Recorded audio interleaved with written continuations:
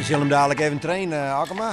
Ja, ik zit met hem trainen. Hij maakt er weer voor nou. Ik bedoel, Flint hier is goed beslagen. En we beginnen er weer voor. Het moet weer gebeuren. Het komt er weer aan, wordt spannend, hè? Het wordt heel spannend. En daar zit Johannes ook al.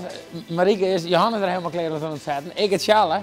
Ja, Johannes 2 jaar, Charles dit hier. En die moet het verdedigen. Dus we zijn in de moed om alles erop te doen. Actief wijze staat mijn hart altijd. Nou, daar ben we.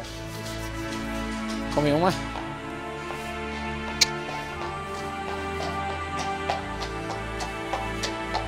Hoe is die baan met die hiesten?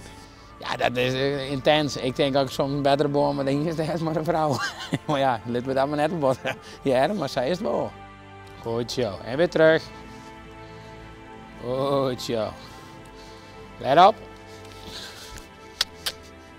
Is er nog iemand bij die zei ze, nou die druk ik wel heel speciaal in mijn hart. Die mag je nooit bij wij eigenlijk.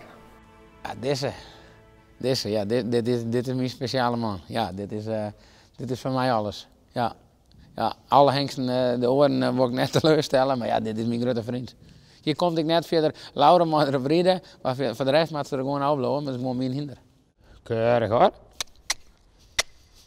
En is het omdat die zijn volle bracht? Ja, Charles had dus alles gebracht. Ja, die had dus gewoon het hele bedrijf op kaart zetten. Toen het Charles hierbij nou gewoon, en dat vond ik mooi. We gingen gewoon een oude stal en dat trainen we mooi hinders en leuke klanten.